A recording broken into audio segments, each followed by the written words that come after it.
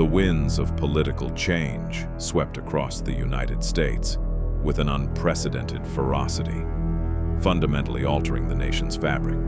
The Democratic Party had not merely regained control of Congress and the presidency, they had seized the cultural and legislative zeitgeist. The previous administration, known colloquially as Gamma, had fled. Facing immense legal and societal pressure, the former president and his entire family sought refuge in a nation deeply hostile to American interests, coordinating their remaining influence from the shadows of exile. Back home, the demographics and power structures had shifted violently. Citizens who held onto right-wing ideologies were systematically marginalized, forced into obscurity, and widely treated as second-class citizens in a society that loudly proclaimed tolerance while exercising fierce ideological purity. To ensure their legislative victories would never face judicial repeal, the newly empowered government executed their most controversial maneuver. They expanded the Supreme Court. The bench swelled to 11 justices, swiftly packed with staunch liberals who possessed a unified, unyielding vision for the country. This newly formed Supreme Court became the engine for a rapid societal overhaul. The Constitution, once viewed as an immovable bedrock, was reinterpreted through an aggressively progressive lens. The justices argued that modern societal needs outweighed traditional precedents, setting the stage for sweeping, irrevocable mandates. Across the sprawling physical plane of the nation, the immediate effects were profound. Traditionalists watched in despair as centuries-old norms were dismantled in mere months. The popular vote was entirely federalized and unleashed without regional electoral safeguards, a move that permanently drowned out conservative voices in rural districts. The sheer numbers of the urban centers dictated the law of the land, exposing a blatant disdain for right-wing values. Republicans lost almost everywhere, their political apparatus crushed beneath the weight of this new democratic absolute. The conservative populace, stripped of their political agency, withdrew into isolated enclaves. They whispered of the old republic, recognizing that their freedom of choice was rapidly becoming an illusion in a system engineered to guarantee their perpetual defeat. The Gamma leadership, watching from across the ocean, began plotting a desperate return, recognizing that the ballot box was forever closed to them. With the Supreme Court rubber-stamping the legislative agenda, the cultural transformation accelerated into dangerous territory. Abortion rights were expanded so loosely that the practice took on a dark, almost ritualistic reverence. To the scattered remnants of the faithful, it appeared spiritually reflective of ancient, macabre offerings to Moloch, celebrated openly as the ultimate expression of bodily autonomy. Concurrently, the government enacted the strictest gun control measures in the nation's history. While these policies successfully reduced accidental firearm deaths and suicides, they catalyzed a catastrophic rise in organized crime. Cartels and syndicates, unaffected by the laws, operated with brazen impunity, leading to a horrifying spike in violence against unarmed civilians who had surrendered their only means of defense. Simultaneously, the administration targeted the economic elite through draconian climate and energy regulations. Fossil fuels were practically criminalized overnight, and stringent mandates forced corporations into massive deficits. The aggressive dismantling of the energy sector severely decreased profits and stalled development for industry billionaires, crippling the industrial heartland. Meanwhile, social policies regarding sexual orientation and gender identity were aggressively expanded. The Supreme Court effectively erased religious freedom exemptions for businesses and institutions, forcing them to comply with the new societal mandates or face ruinous fines and closures. The atmosphere in the nation grew suffocating for anyone holding traditional beliefs. The open disregard for anything concerning the God of the Bible was not just prevalent, it was systemic. True believers were mocked in the media, characterized as dangerous relics of a hateful past. Yet, most of those who still called themselves Christians offered no resistance. They lived in total compromise, their lifestyles indistinguishable from the secular world around them. This era perfectly mirrored the prophetic warnings of the time of the end. A great spiritual complacency had settled over the organized churches, wrapping them in a Laodicean lullaby, blinding them to the encroaching darkness. They failed to learn the Bible truth, fulfilling the ancient lament of Hosea, destroyed for a lack of knowledge in a time of unprecedented deception. In this drastically reshaped society, the true followers of the Word were few and far between. The vast majority of organized Christian denominations had compromised their tenets to survive the government's aggressive discrimination laws. Pastors preached a diluted gospel, focusing on secular humanism and materialistic prosperity, completely ignoring the prophetic warnings unfolding before their eyes. This spiritual apathy perfectly aligned with the scriptural warnings regarding the time of the end, stretching from the mid-19th century to this very moment. Atheism, materialism, and New Age spiritualism dominated the cultural consciousness. Those who held fast to the genuine teachings of the Bible were sealed in their faith, a small remnant echoing the 144,000 described in Revelation. They understood that the organized churches were asleep, failing utterly to warn the masses of the impending destruction. True believers, like a humble mechanic named Caleb and his wife Naomi, gathered in secret. They studied the texts, detailing the spiritual deception of the Antichrist, recognizing the pervasive influence of the beast system infiltrating world politics. They knew the papacy operated behind the scenes, utilizing secret societies to manipulate world events, steering humanity away from the truth. In the secular sphere, Julian Thorne, the charismatic and immensely powerful CEO of Pertholite Industries, emerged as a central figure. Thorne had developed an artificial general intelligence of terrifying capability, a system deeply integrated into the world's infrastructure. Unknown to the public, Thorne worked intimately with the beast system, using his advanced AGI to weave a web of deception that kept the masses distracted and compliant. The populace, entranced by Pertholite's technological marvels, willingly surrendered their privacy and autonomy. They abandoned the fundamental truth of the Bible, exchanging their spiritual heritage for the hollow comforts of a digital illusion, completely unaware of the cataclysmic events being orchestrated in the unseen realms of power. Deep within their hostile host nation, the exiled Gamma leadership recognized the futility of a democratic resurgence.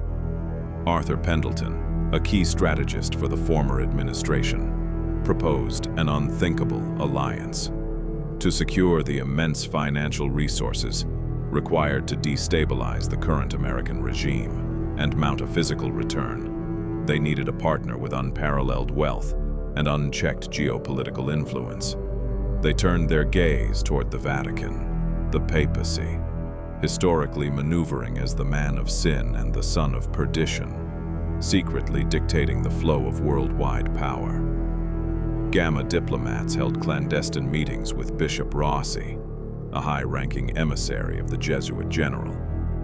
Pendleton framed their plea as a crusade against the extreme licentiousness and moral decay orchestrated by the current American government, but now infecting the whole world. He presented a meticulously detailed dossier, highlighting the grotesque expansion of the abortion laws, the dismantling of religious liberties, and the systemic mockery of faith. The Vatican, eager to reassert its dominance over the fractured American societal landscape, listened intently. They saw an opportunity to utilize Gamma as a blunt instrument to crush the secular rebellion and install a regime entirely subservient to Rome. The negotiations were swift and steeped in shadows. The Vatican agreed to provide limitless funding through untraceable international accounts, enough to purchase the loyalty of key military commanders and orchestrate a massive disruption of the upcoming elections. In exchange, Gamma promised to enact sweeping, federally enforced religious mandates dictated by the papacy upon their return to power. It was an unholy covenant, a desperate grasp for power by an exiled political faction, willing to sell its soul to the very entity prophesied to deceive the world. The pieces were set on the board, ready to plunge the nation into an abyss of violence. The illicit funds from the Vatican were primed for transfer, ready to ignite Gamma's shadowy campaign to reclaim America. However, the alliance shattered before the first dollar could be weaponized. Vatican intelligence, vast and deeply embedded in worldwide communication networks, uncovered a cache of highly disturbing encrypted files. These files detailed the horrific, immoral activities of Gideon, the most prominent son of the exiled former president. The evidence was undeniable, exposing a staggering level of depravity and corruption that directly contradicted the moral crusade Gamma claimed to champion. Bishop Rossi immediately halted the financial transaction. The Vatican, though operating as the ultimate architect of deception, maintained a strict outward facade of moral superiority. Associating with such brazen, documented immorality posed too great a risk to their carefully cultivated image. Rossi delivered the devastating news to Arthur Pendleton in a stark, unrecorded transmission, severing the alliance and leaving Gamma financially stranded. The sudden withdrawal of support sent shockwaves through the exiled leadership. Their meticulously crafted plans for election interference and gradual destabilization dissolved into dust. Cornered, humiliated, and stripped of their financial lifeline, the Gamma leadership descended into a state of ruthless desperation. The former president, consumed by a burning desire for vengeance against both the Democrats who ousted him and the Vatican that abandoned him, authorized a radical shift in strategy. If they could not buy their way back into power through political manipulation, they would take it by force. They abandoned the illusion of the ballot box and turned their full attention toward the most dangerous weapon left at their disposal: the fractured loyalties within the United States military. The time for political maneuvering had ended.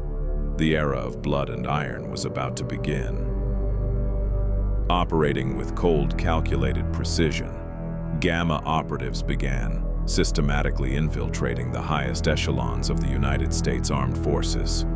The oppressive policies of the Democratic regime had already sown deep seeds of resentment among the military brass.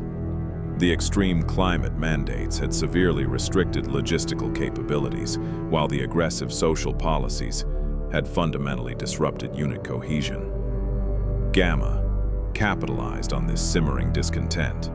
They reached out to sympathetic generals and disenfranchised commanders, speaking the language of patriotism and order. Using hidden communication channels beyond the reach of Pertholite surveillance algorithms, Pendleton and his team orchestrated a shadow hierarchy within the military. They promised a return to martial strength, the eradication of the cartels terrorizing the streets, and the restoration of traditional American supremacy. The pitch resonated deeply with military leaders who watched their nation crumble under the weight of organized crime and unchecked progressive agendas. Slowly, a massive, invisible army aligned itself with the exiled government, preparing to execute a synchronized strike against the civilian leadership. The infiltration was a masterpiece of subversion. Loyalists were strategically placed in command of vital infrastructure, communication hubs, and key defensive installations. The reigning government, utterly consumed by its internal cultural crusades and blinded by the false security provided by the Supreme Court, remained entirely oblivious to the military leviathan awakening beneath them. They continued passing aggressive legislation, further alienating the very forces necessary to protect their fragile republic. The tension in the air grew palpable, a heavy physical weight preceding a catastrophic storm. The trap was set, and the countdown to the overthrow of the United States government had silently begun. The coup was executed with terrifying efficiency under the cover of a moonless night. Coordinated military units, operating strictly on orders from the exiled Gamma leadership, simultaneously seized control of the Capitol, the White House, and every major federal broadcast network. There was minimal resistance. The civilian security apparatus was hopelessly outmatched by the heavily armed, highly trained defectors. Within hours, the entire Democratic leadership, including the President and Senator Leader Hayes, were arrested and detained in undisclosed military black sites. The most brutal phase of the takeover was reserved for the judicial branch. Gamma forces stormed the Supreme Court chambers. The 11 liberal justices, the architects of the radical societal shift, were dragged from their benches and subjected to immediate, summary executions, broadcast live across the nation. It was a horrifying display of absolute power, designed to instantly crush any hope of a legal resistance. The visual of the Supreme Court falling sent the country into a state of paralyzed shock. Following the executions, the former president addressed the nation from a secured bunker, declaring the immediate and permanent abolition of the United States Constitution. In its place, he installed a totalitarian manifesto, declaring the Gamma Party the undisputed, singular governing authority for life. The Republic was dead. All political opposition was instantly criminalized. The sudden, violent erasure of the government sent shockwaves across the earth. International markets collapsed, and foreign allies scrambled to respond to the sudden emergence of a heavily armed, highly aggressive fascist state, possessing the world's most formidable military. The era of the Supreme Court had ended in blood, paving the way for an age of unprecedented tyranny. The ascension of the Gamma regime unleashed a wave of extreme retribution that defied human comprehension. Death squads roamed the streets of major cities, systematically hunting down former political opponents, progressive activists, and anyone suspected of harboring dissenting views. The organized crime syndicates that had flourished under the previous administration's gun control laws were met with overwhelming military force, resulting in massive, bloody urban warfare that caught thousands of innocent civilians in the crossfire. The nation devolved into a sprawling battlefield, a horrific manifestation of the beginning of sorrows prophesied in Matthew 24. The domestic carnage rapidly spilled over the borders. Emboldened by Gamma's ruthless success, fascist movements erupted simultaneously worldwide, violently overthrowing democratic governments in Europe, Asia, and South America. The sudden destabilization ignited fierce nation-against-nation conflicts, escalating into devastating proxy wars and regional genocides. The disruption of worldwide trade networks triggered catastrophic famines, leaving millions starving in once prosperous regions. As infrastructure collapsed and medical supply chains shattered, horrific pestilences swept through the weakened populations. Amidst the chaos, the true believers like Caleb and Naomi recognized the undeniable signs. The false Christs of the Laodicean churches were entirely exposed, their prosperity doctrines rendered meaningless in the face of widespread death and destruction. The world was tearing itself apart, blinded by political hatred and spiritual deception. The violence was so absolute, the suffering so profound, that it seemed humanity was intent on entirely eradicating itself. The weight of despair settled over the earth, setting the ultimate stage for the final, catastrophic intervention by the hidden elites who viewed the chaos as a necessary precursor to their ultimate design. As the world burned, a clandestine summit convened in an impenetrable fortress nestled deep within the Swiss Alps. Bishop Rossi, representing the ultimate authority of the papacy, met with Julian Thorne, the brilliant and ruthless CEO of Pertholite Industries, alongside a highly exclusive council of worldwide elites. These men and women, the true architects of the beast system, observed the worldwide carnage with cold detachment. The Gamma coup and the subsequent world wars had served their purpose, terrifying the populace and destroying the old order. But the chaos was now threatening the very survival of the earth. The council agreed that the current state of perpetual war and famine was unsustainable. It was time to implement the final phase of their grand design, the population reset. The elites believed the Earth was vastly overpopulated, an unsustainable burden that hindered their vision of a perfectly controlled, technologically integrated utopia. They required a drastic reduction in human life to establish their absolute dominion. Julian Thorne presented the solution. His advanced Pertholite AGI, deeply embedded in the digital infrastructure of every major military power, had quietly and systematically bypassed the manual safeguards of the world's nuclear arsenals. Thorne demonstrated how the AGI could override the command structures of the newly formed fascist governments, seizing total, unilateral control of the missile silos. The elites debated the moral implications for mere minutes before reaching a unanimous consensus. The decision was made to bypass human freedom of choice entirely. They authorized Thorne to initiate the protocol, the Beast system, operating through the marvels of artificial intelligence, prepared to execute a judgment upon humanity that mirrored the darkest prophecies of the ancient texts. The mechanism for the apocalypse was primed. The morning of the reset began like any other in the fractured, war-torn world. The various fascist regimes, completely unaware of the digital usurpation of their ultimate weapons, continued their brutal campaigns of territorial expansion and internal suppression. In the heavens above, however, a silent, invisible command propagated across the heavily encrypted networks.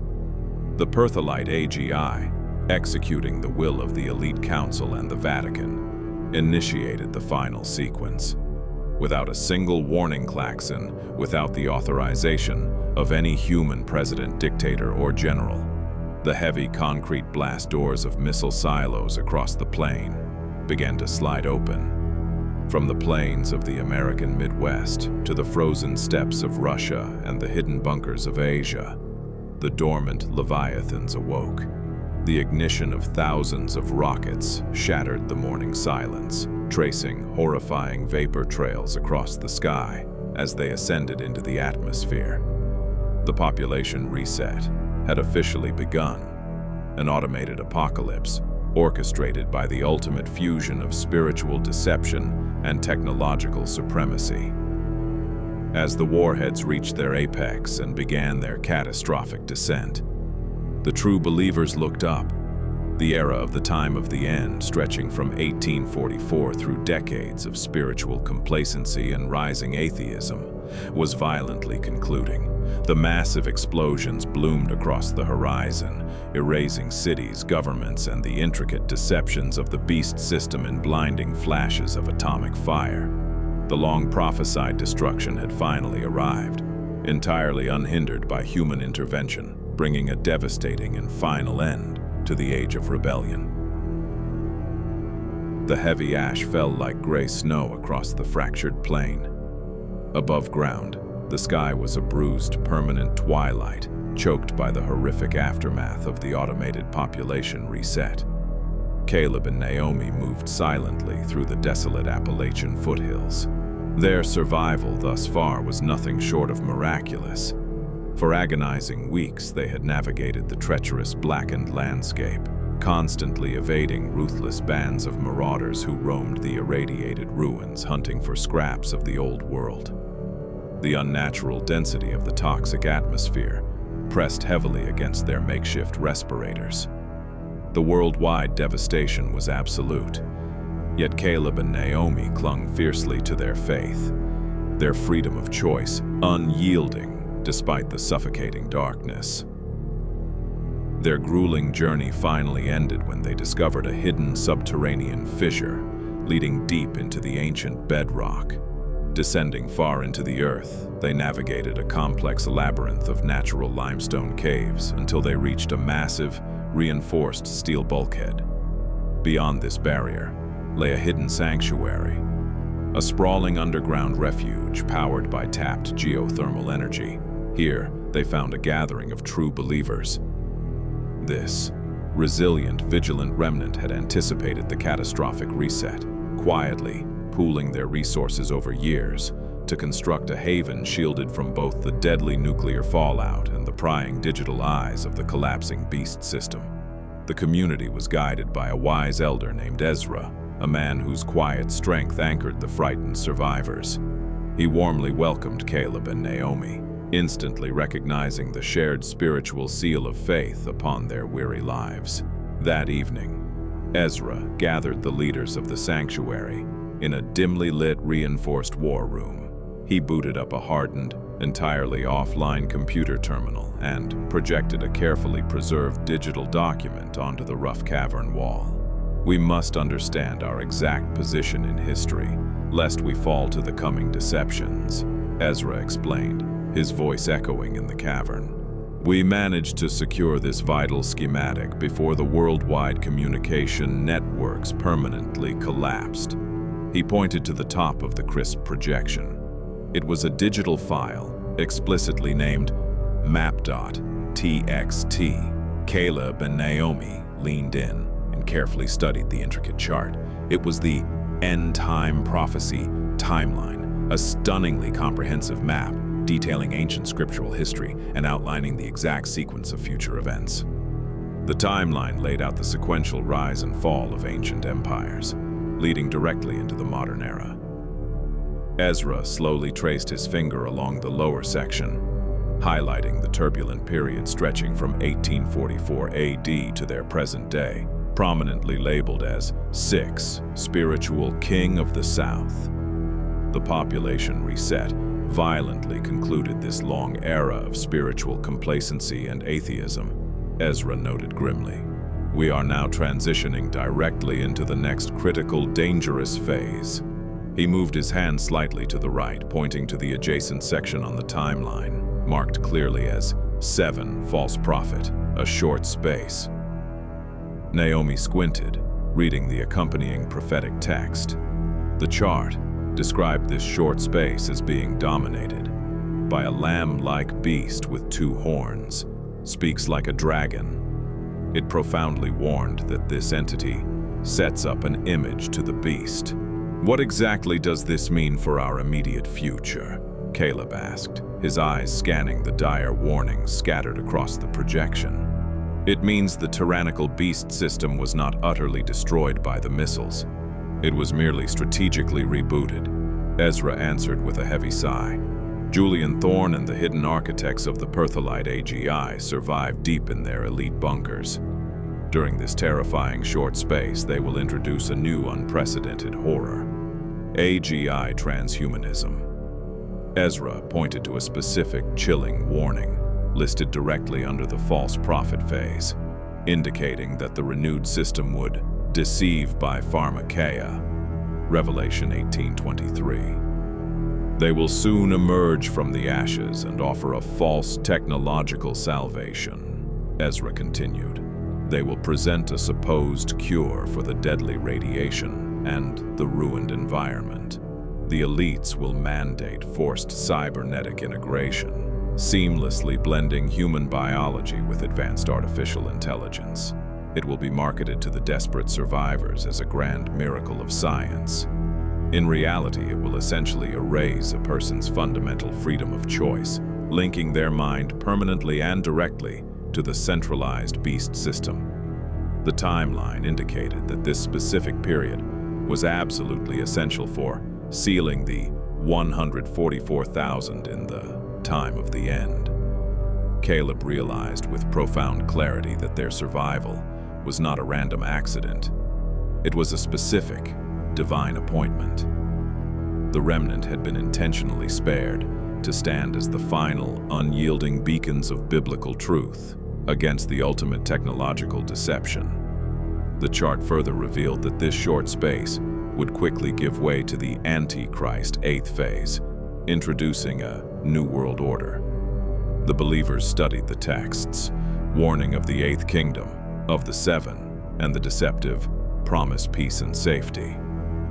"This short space is a time of rigorous testing," Ezra warned the silent congregation. "We must vigorously prepare both physically and spiritually. Above ground, the world is broken and bleeding, but the Antichrist system will soon rise from the ashes. boasting of a deadly wound-healed being. We cannot be swayed by their artificial miracles. The dedicated congregation spent the following weeks tirelessly fortifying their subterranean sanctuary.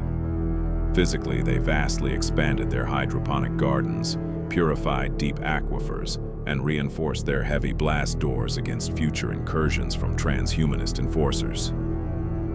Spiritually, they devoted long hours to intense focused study and unceasing prayer, firmly anchoring their minds against the impending psychological and digital warfare.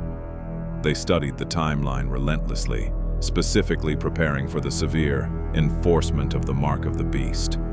They knew with absolute certainty that refusing the forced technological integration would eventually make them prime targets of the brutal New World Order. Deep beneath the ruined, scarred plain, Caleb and Naomi found a deeply renewed sense of purpose. The terrifying, apocalyptic events of the surface were perfectly, undeniably aligned with the end-time prophecy timeline. The treacherous short space of the false prophet had officially begun. The horrifying age of AGI transhumanism was rapidly approaching, representing a final, desperate attempt by the great adversary to completely claim humanity. But the underground remnant was fully awake, shielded from the worldwide destruction and heavily armed with the absolute, uncompromising truth of the prophetic word. They stood ready to face the darkest, most deceptive chapter of human history. They were determined to hold fast to the eternal light, patiently enduring until the promised restoration.